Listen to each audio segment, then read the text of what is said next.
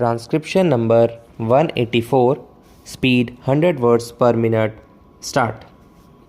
Sir, I am thankful to the members of the kind words they have said and references that they have made to the Railway Ministry and to the Railway Board. It will not be possible for me to reply to all the points that have been raised here, but I will take the broader questions and try to meet them.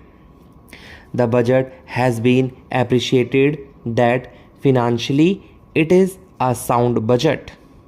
It has been suggested from certain quarters that the surpluses could be increased if more economy is effected in certain items of expenditure. I have been trying and the Railway Board too to see whether we could further economize in the various sectors of the running of the railways, and we will continue to do that.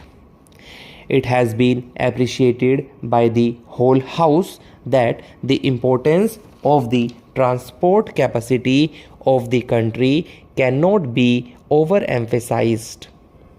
I am fully aware that what I have proposed in the budget, that is the enhancement of the capacity for the transport of goods traffic in addition to what has been provided in the 10th 5-year plan, will not be enough to meet the requirements of the country.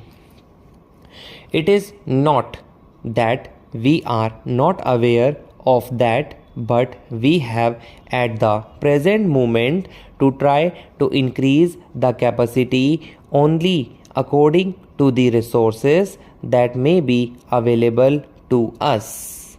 And when I speak of the resources, I do not mean only monetary resources, but I mean also the material resources.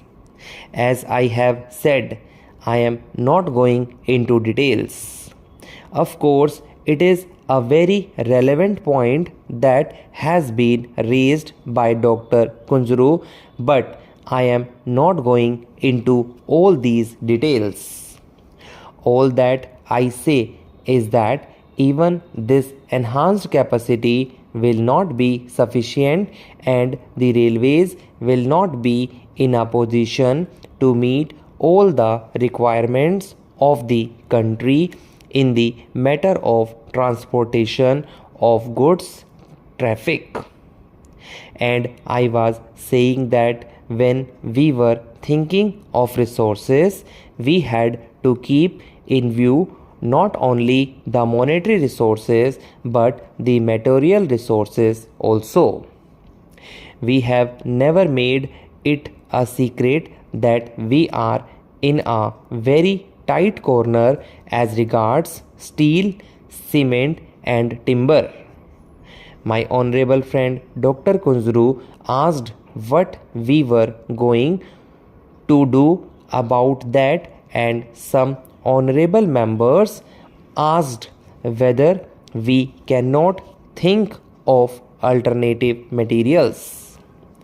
As the House is perhaps aware, we are sending a steel mission to Europe and other countries to try whether we can secure rails, sleepers and other steel materials in larger quantities.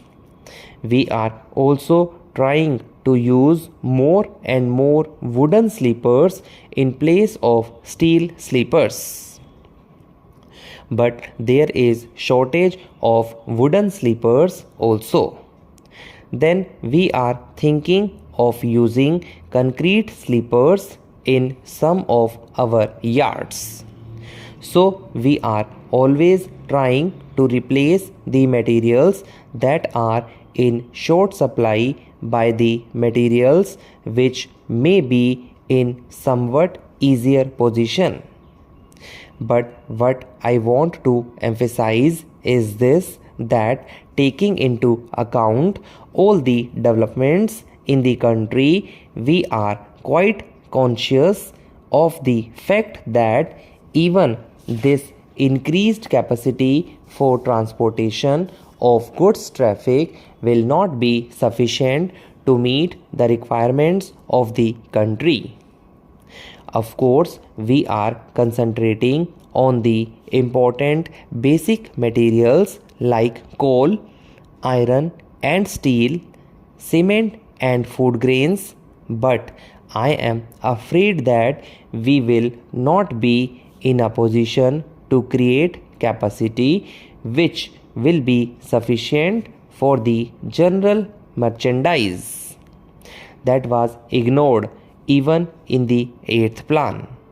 Though we are trying to increase it to some extent, that will not be enough.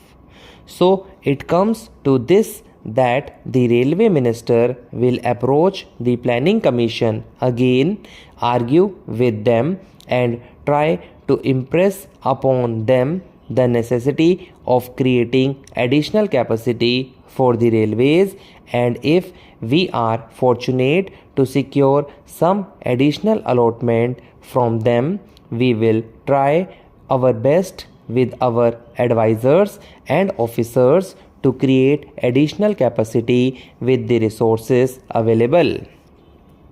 In this connection, it will not be out of place to make a mention about the various demands that have been made in this house for opening new railway lines in various parts of the country. Sir, I have got briefs about each one of these demands, but I will not take the time of the house in giving reasons why one of them may be taken up during the course of the 10th 5-year plan and why the other may not be taken up. I will only say that demands have been made practically from every state: Andhra, Karnataka, Orissa, Madhya Pradesh, Bihar, Kerala, Assam, and I do appreciate that there is necessity of new railway lines practically in every state. There are areas which are far away from the existing railway lines, and if we open up that area, even if nothing is done in that area, if only a railway line is provided, that itself adds to the progress of that area. But we are not in a position to do that.